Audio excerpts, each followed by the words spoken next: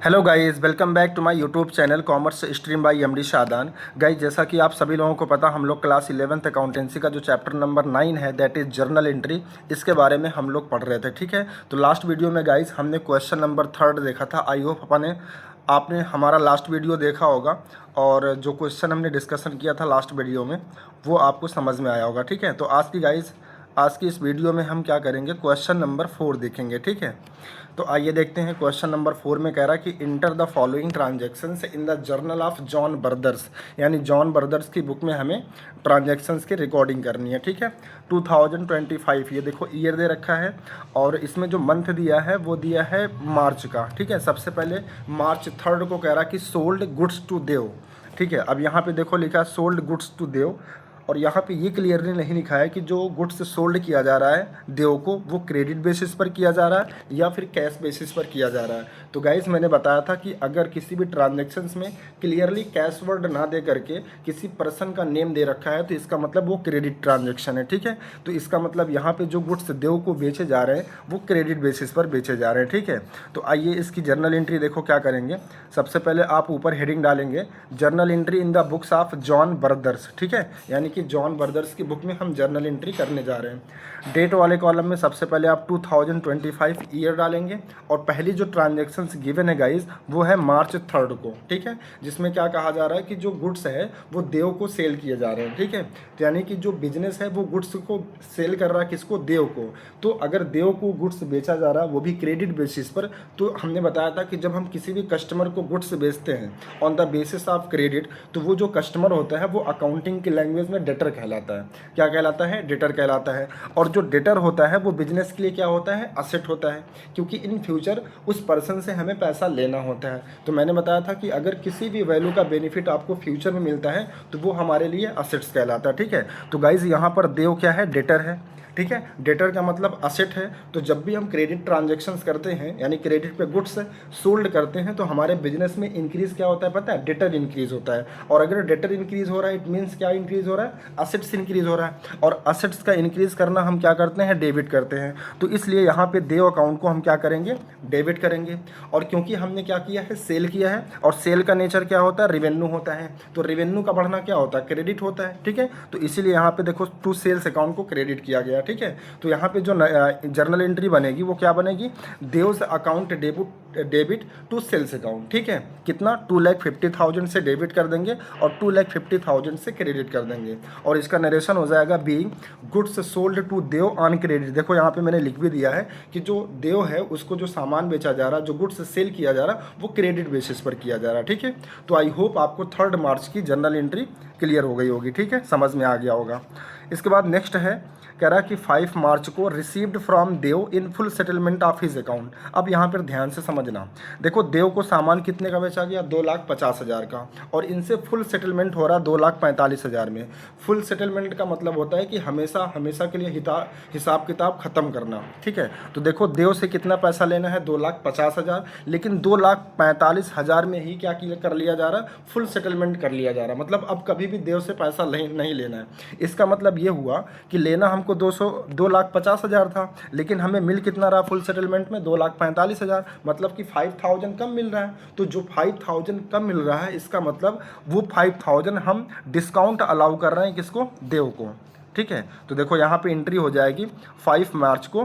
सबसे पहले cash account debit करेंगे क्योंकि देव ने हमें क्या किया है, कैश की पेमेंट की है। तो हमारे बिजनेस में कैश आएगा, इंक्रीज करेगा। और कैश का नेचर क्या होता है, असेट होता है। असेट का इंक्रीज करना क्या करते हैं, डेबिट करते हैं। तो कैश अकाउंट डेबिट हो जाएगा कितने से, 2,45,000 से। ठीक है, और क्योंकि फुल सेटलमेंट हुआ है जो देव था, ठीक है, जो कि हमारा डेटर था, अब उसको हमें क्या करना है, हटाना है बुक से, है ना। तो देखो जब हमने इसको डेटर बनाया था तो हमने ऊपर इसको डेबिट कर रखा था, लेकिन क्या अब ये डेटर रहेगा, नहीं, अब डेटर नहीं रहेगा क्योंकि ये पूरा का पूरा पेमेंट कर दे रहा, फुल सेटलमेंट करा दे रहा है। तो देव को हम क्या कर देंगे, हटा देंगे। हटाने का मतलब क्रेडिट कर देंगे। ठीक है भाई, जाहिर सी बात है अगर देव हमको पेमेंट कर देगा तो देव अब हमारा डेटर नहीं रहेगा, यानी कि डेटर जो है बिजनेस से क्या होगा, डिक्रीज होगा।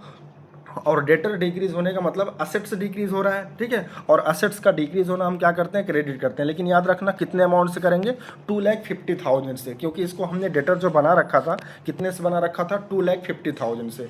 अब देखो वेरिएशन आएगा, डिफरेंस आएगा। हमें मिला कितना, 2,45,000, लेना कितना था, 2,50,000, और कह रहा कि फुल सेटलमेंट हो गया, यानी अब भविष्य में देव से हमें कुछ नहीं लेना है। तो 5,000 का ये जो डिफरेंस आ रहा है ना, इसका मतलब हम 5,000 देव को क्या कर रहे हैं, डिस्काउंट अलाउ कर रहे हैं। और याद रखना जो डिस्काउंट अलाउ होता है इसका नेचर होता है एक्सपेंस, मतलब ये हमारा एक्सपेंस है, ठीक है। और एक्सपेंस का बढ़ना क्या होता है, डेबिट होता है। तो डिस्काउंट अलाउड अकाउंट को डेबिट कर देंगे, क्योंकि ये हमारा एक्सपेंस है, कितने से, 5,000 से, ठीक है। फिर से समझो, देखो देव जो हमारा डेटर था वो कितने का था, 2,50,000 का, लेकिन फुल सेटलमेंट में इससे मिला कितना, कैश के फॉर्म में, 2,45,000। तो 5,000 जो हमें कम मिला, इसका मतलब हम देव को क्या कर रहे हैं, डिस्काउंट अलाउ कर रहे हैं, ठीक है। और डिस्काउंट अलाउ का जो नेचर होता है वो क्या होता है, एक्सपेंस होता है, और एक्सपेंस का बढ़ना क्या होता है, डेबिट होता है, ठीक है। और यहाँ नरेशन लिख देंगे, बीइंग कैश रिसीव फ्रॉम देव, और उसके आगे भी पढ़ाना चाहें तो लिख सकते हैं and discount allowed to him, ठीक है। यानी कि देव से 2,45,000 रुपया रिसीव किया गया और 5,000 का उसको डिस्काउंट अलाउ किया गया। तो आई होप गाइस आपको मार्च 5 की भी जर्नल एंट्री क्लियर हो गई होगी, समझ में आ गई होगी। इसके बाद नेक्स्ट देखते हैं। नेक्स्ट कह रहा कि सोल्ड गुड्स टू मनमोहन, ठीक है। अब यहाँ भी देखो नेम दे रखा है, ये नहीं दिया कि कैश बेचा या क्रेडिट पे, तो क्या मानेंगे, क्रेडिट बेसिस पर। तो सिंपली हम एंट्री क्या कर देंगे, Manmohan debit to sales account, ठीक है। Manmohan debit to sales account, क्योंकि मनमोहन हमारे लिए क्या है, डेटर है, हमारा मतलब बिजनेस का डेटर है, क्योंकि उधार सामान लिया है ना, और हमने सेल किया, तो सेल हमारे बिजनेस का क्या होता है, रेवेन्यू होता है, और रेवेन्यू का इंक्रीज करना क्रेडिट करते हैं। तो 1,20,000 से डेबिट हो जाएगा और 1,20,000 से क्रेडिट हो जाएगा, ठीक है। तो ये तो सिंपल एंट्री थी। इसके बाद नेक्स्ट देखते हैं। नेक्स्ट कह रहा कि मनमोहन रिटर्न गुड्स ₹4,000 का सामान मनमोहन वापस कर दिया। अब यहाँ ध्यान से समझो, देखो जब हमने मनमोहन को सामान बेचा उधार पे, तो हमने कहा कि जो मनमोहन है वो हमारा डेटर है, ठीक है। यानी कि 1,20,000 से डेटर क्रिएट हुआ, यानी कि इंक्रीज हुआ। लेकिन जब वही मनमोहन 4,000 का सामान रिटर्न कर देगा, तो क्या मनमोहन अब 1,20,000 का डेटर रहेगा या 4,000 से कम हो जाएगा, तो सर 4,000 से कम होगा। तो हम क्या करेंगे, मनमोहन अकाउंट को क्रेडिट करेंगे। क्रेडिट क्यों कर रहे हैं, क्योंकि 4,000 से डेटर कम हो रहा है। यहाँ देखो गलती से अमाउंट 1 लाख लिखा है, इसको 4,000 आप कर लीजिएगा, ठीक है, क्योंकि 4,000 का गुड्स रिटर्न किया है। और जब हमने उसे सेल किया था तो हमने कहा कि हमारा सेल बढ़ गया, ठीक है, 1,20,000 से, यानी कि रेवेन्यू इंक्रीज कर दिया, बढ़ गया था, रेवेन्यू इंक्रीज कर गया था ना। और रेवेन्यू का इंक्रीज करना क्रेडिट करते हैं। लेकिन जब जो मनमोहन है वो 4,000 का गुड्स रिटर्न कर देगा, तो रेवेन्यू भी 4,000 से हमारा क्या हो जाएगा, डिक्रीज हो जाएगा, ठीक है। तो रेवेन्यू का डिक्रीज होना क्या करते हैं, डेबिट करते हैं। तो यहाँ पे लिखेंगे sales return account debit. Sir sales return क्यों लिख रहे हैं, क्योंकि ये सिचुएशन ही सेल्स रिटर्न की है। देखो लास्ट वीडियो में मैंने बताया था कि जब हम किसी भी कस्टमर को गुड्स सेल करते हैं और वो कस्टमर किसी भी रीजन से अगर गुड्स रिटर्न कर देता है, तो इस सिचुएशन को बोलते हैं सेल्स रिटर्न अकाउंट, और इसका भी नेचर होता है रेवेन्यू। लेकिन एक चीज़ हमेशा याद रखना, सेल्स रिटर्न के केस में बिजनेस का जो रेवेन्यू होता है वो डिक्रीज करता है, ठीक है, क्या करता है, डिक्रीज करता है। और रेवेन्यू का डिक्रीज करना क्या करते हैं, डेबिट करते हैं। तो इसको भी आप डेबिट कर लेंगे कितने से, 4,000 से।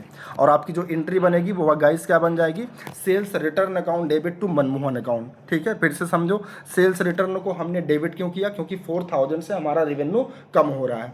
और मनमोहन को हमने क्रेडिट क्यों किया, क्योंकि मनमोहन हमारा डेटर था, लेकिन जब वो 4,000 का सामान रिटर्न कर देगा तो 4,000 से उसे कम करना पड़ेगा, ठीक है। आई होप आपको समझ में आ रही होगी मेरी बात। और इसका नरेशन हो जाएगा being goods return by Manmohan, यानी मनमोहन के द्वारा क्या किया गया है, गुड्स रिटर्न किया गया, ठीक है। आइए इसके बाद नेक्स्ट देखते हैं, एंट्री क्या है 15 को। अब देखो 15 को कह रहा कि received from Manmohan in full settlement of his account 1,15,200। ध्यान से समझो, देखो 1,20,000 का सामान मनमोहन को सेल किया गया था, ठीक है, इतनी बात समझ में आ रही है। फिर उसने 4,000 का सामान हमको क्या कर दिया, वापस कर दिया। तो अब मनमोहन से हमें जो नेट लेना है वो कितना लेना है, तो 1,16,000 लेना है ना। लेकिन फुल सेटलमेंट में उससे कितना मिल रहा, 1,15,200। 1,15,200 मतलब कितना कम मिल रहा है, 800 रुपया कम मिल रहा है। और कह रहा कि फुल सेटलमेंट हो गया, यानी कि भविष्य में अब जो मनमोहन है उससे कोई भी पैसा नहीं लेना है। इसका मतलब हम 800 का जो है मनमोहन को क्या कर रहे हैं, डिस्काउंट अलाउ कर रहे हैं, ठीक है। तो इसकी एंट्री हो जाएगी, कहाँ गया, हाँ यहाँ पे देखो, इसकी एंट्री हो जाएगी 15 मार्च को। कैश अकाउंट डेबिट, यानी कि कैश हमें जो रिसीव हुआ है कितना, 1,15,200।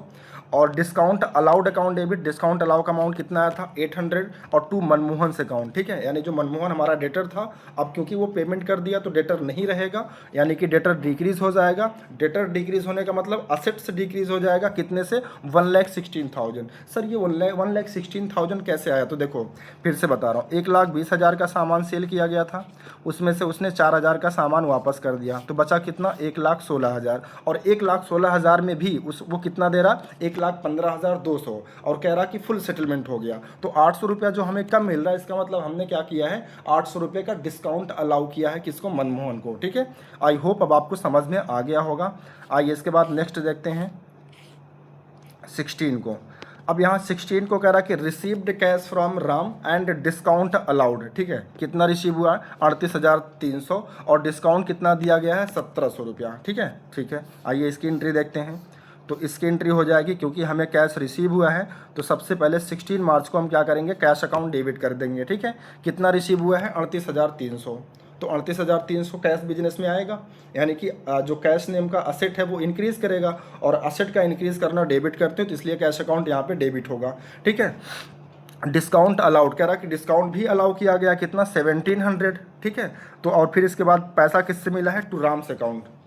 राम कौन रहा होगा, डेटर रहा होगा, तो जब वो पेमेंट कर देगा तो डेटर खत्म हो जाएगा, यानी कि असेट कम हो जाएगा। असेट का कम होना क्रेडिट करते हैं, इसलिए राम अकाउंट को क्रेडिट कर देंगे। देखो 38,300 मिला है, 1,700 हमने डिस्काउंट दिया, इसका मतलब हमें लेना कितना था, तो इन दोनों वैल्यू को आप जोड़ लीजिए, 38,300 प्लस 1,700, तो ये हो जाएगा 40,000, यानी कि 40,000 हमको लेना था राम से, दिया कितना, 38,300 फुल सेटलमेंट के थ्रू, और 1,700 का उसको हमने डिस्काउंट दे रखा है। ठीक है, और इसका नरेशन हो जाएगा being cash received from Ram. तो आई होप आपको मार्च 16 की भी जर्नल एंट्री समझ में आ गई होगी। आइए इसके बाद नेक्स्ट देखते हैं। अब देखो नेक्स्ट में कह रहा है कि पेड कैश टू पवन, कितना पेड किया जा रहा है, 11,400, and discount received from him. ठीक है, कितना, 400। इसका मतलब यहाँ पे पता क्या है, हम पेमेंट कर रहे हैं, हम का मतलब बिजनेस पेमेंट कर रहा है किसको, पवन को। और जब बिजनेस को पेमेंट किया जा रहा, अच्छा पेमेंट क्यों किया जा रहा होगा, क्योंकि हमने पवन से क्या किया होगा, गुड्स परचेज किया होगा, यानी कि पवन जो है वो हमारे बिजनेस के लिए क्रेडिटर है। ठीक है, हमारे बिजनेस के लिए क्या होगा, क्रेडिटर होगा। तो जब भी हम क्रेडिटर को पेमेंट करते हैं और वो हमको डिस्काउंट अगर देता है, तो फिर वो डिस्काउंट जो हमें रिसीव होता है वो हमारे लिए रेवेन्यू होता है। ठीक है, तो देखो यहाँ पे, क्योंकि पवन हमारे लिए क्या रहा होगा, क्रेडिटर रहा होगा, तो उसको अगर हम पेमेंट कर देंगे तो क्रेडिटर क्या होगा, डिक्रीज होगा, और क्रेडिटर यानी कि लाइबिलिटी डिक्रीज हो रही है, तो लाइबिलिटी का डिक्रीज होना क्या करते हैं, डेबिट। तो यहाँ हम पवन अकाउंट को डेबिट कर देंगे। और टू कैश अकाउंट, कैश कितना हमने दिया, 11,600। ठीक है, क्योंकि कैश की पेमेंट कर रहे हैं, तो कैश क्या होगा, डिक्रीज होगा, है ना। कैश डिक्रीज होने का मतलब असेट से डिक्रीज होगा, तो असेट से डिक्रीज होने पर हम क्या करते हैं, क्रेडिट करते हैं। तो इसलिए कैश अकाउंट को यहाँ पे हम क्या करेंगे, क्रेडिट करेंगे, कितने से, 11,600 से। और फिर ये भी कह रहा कि जो पवन है उससे हमें डिस्काउंट रिसीव्ड हुआ है, इस बार क्या हुआ है, डिस्काउंट रिसीव्ड हुआ है। तो अगर हमें डिस्काउंट रिसीव होता है, यानी कि बिजनेस को अगर डिस्काउंट रिसीव होता है, तो वो बिजनेस के लिए रेवेन्यू होता है। ठीक है, यानी बिजनेस का जो रेवेन्यू है वो इंक्रीज करता है, और रेवेन्यू का इंक्रीज करना क्या करते हैं गाइस, क्रेडिट करते हैं। कितना मिला था, 400। ठीक है, इसका मतलब ये हुआ, देखो 11,600 अगर हमने पेमेंट किया और 400 हमें क्या मिला, डिस्काउंट मिला, इसका मतलब पवन को हमें कितना देना था, 12,000 रुपया देना था।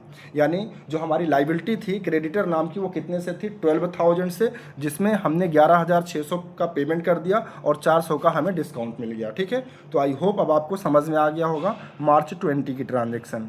आइए एक और ट्रांजेक्शन बची है लास्ट। अब देखो इसमें कह रहा है कि sold goods to Varun of the list price of ₹80,000 at 20% trade discount. ठीक है, यानी हम वरुण को क्या कर रहे हैं, गुड्स सोल्ड कर रहे हैं, हम का मतलब बिजनेस कर रहा है। देखो जब भी मैं बोलूँ कि मैं कर रहा हूँ या हम कर रहे हैं, तो इसका मतलब तुरंत आप समझना कि वो बिजनेस कर रहा है। ठीक है, तो यहाँ अगर गुड्स सोल्ड किए जा रहे हैं वरुण को, मतलब कि जो बिजनेस है वो वरुण को 80,000 का सामान बेच रहा है। ठीक है, और कह रहा है 20% ट्रेड डिस्काउंट। सर ये ट्रेड डिस्काउंट क्या होता है, तो देखो मैंने ऑलरेडी बता रखा है आपको बेसिक अकाउंटिंग टर्म्स वाली वीडियो में कि जो डिस्काउंट होते हैं उसके दो पार्ट होते हैं, एक होता है कैश डिस्काउंट, एक होता है ट्रेड डिस्काउंट। कैश डिस्काउंट की हम अकाउंटिंग करते हैं लेकिन ट्रेड डिस्काउंट की अकाउंटिंग नहीं करते हैं, ठीक है। हम क्या करते हैं, बस अमाउंट माइनस कर लेते हैं, मतलब जितना परसेंटेज ट्रेड डिस्काउंट होता है उतना परसेंटेज हम अमाउंट लेस करके दिखाते हैं। तो सिंपली अगर हम आपसे पूछें कि ये जो ट्रांजेक्शन से बताओ वो कैश बेसिस पर है या क्रेडिट बेसिस पर, तो देखो क्योंकि यहाँ पे वरुण का नेम लिखा हुआ है और कहीं पे ये नहीं लिखा हुआ कि कैश हमको मिला है, तो ये क्या माना जाएगा, क्रेडिट ट्रांजेक्शन्स माना जाएगा, ठीक है। तो इतना आप पढ़िए, सोल्ड गुड्स टू वरुण, बताओ इतने की एंट्री क्या होगी, तो इतने की एंट्री हो जाएगी Varun debit to sales account, यही ना होगा भाई। अगर हम किसी भी कस्टमर को उधार सामान बेचते हैं तो वो हमारे लिए क्या होता है, डेटर होता है। तो वरुण यहाँ पे हमारे लिए क्या है, डेटर है। और डेटर का इंक्रीज करना क्या करते हैं, डेबिट करते हैं, क्योंकि डेटर का नेचर असेट्स होता है और असेट्स का इंक्रीज करना क्या करते हैं, डेबिट करते हैं। और हमने सेल किया है तो सेल क्या है, सेल का नेचर क्या होता है, रेवेन्यू होता है। रेवेन्यू का बढ़ना हम क्रेडिट करते हैं। अब ये अमाउंट कैसे दिखाएंगे, तो देखो समझो, देखो 80,000 का सामान था जो हमने बेचा है वरुण को, और 20% का डिस्काउंट हमने दिया, कितने का, 20% का। तो 80,000 का 20% अगर आप कैलकुलेट करोगे तो ये आएगा 16,000। इसको माइनस कर दोगे हमेशा, ट्रेड डिस्काउंट को आप हमेशा जो उसका लिस्ट प्राइस होता है उससे माइनस कर दोगे, तो रिमेनिंग अमाउंट कितना बचेगा, 64,000, ठीक है। और ये जो नेट अमाउंट आएगा, मतलब ये माना जाएगा कि जो हमने नेट सेल किया है वो कितने में किया है, 64,000 में, ठीक है। तो हम यही अमाउंट दिखाएंगे 64,000, यानी कि आफ्टर डिडक्टिंग ट्रेड डिस्काउंट, यानी जो लिस्ट प्राइस होता है गुड्स का उसमें से ट्रेड डिस्काउंट माइनस करने के बाद जो अमाउंट आता है उसी अमाउंट पे हम ट्रांजैक्शंस को रिकॉर्ड करते हैं, ठीक है। इसका मतलब ये हुआ कि यहाँ पे जो वरुण को सामान बेचा गया वो कितने का बेचा गया, 64,000 का, ठीक है। वैसे लिस्ट प्राइस तो 80,000 का था, लेकिन क्योंकि 20% का ट्रेड डिस्काउंट दिया गया है तो ट्रेड डिस्काउंट हमेशा माइनस कर दिया जाता है लिस्ट प्राइस से, ठीक है। तो 80,000 का 20% होता है 16,000, तो 80,000 में से अगर 16,000 माइनस कर देंगे तो बचेगा कितना, 64,000, ठीक है। तो एंट्री आपकी हो जाएगी Varun account debit to sales account, कितना, 16,000। बस इसके बाद आप क्या करोगे, डेबिट और क्रेडिट का दोनों का टोटल कर लेंगे, तो टोटल आएगा डेबिट का 8,56,000 और क्रेडिट का भी आएगा 8,56,000, ठीक है।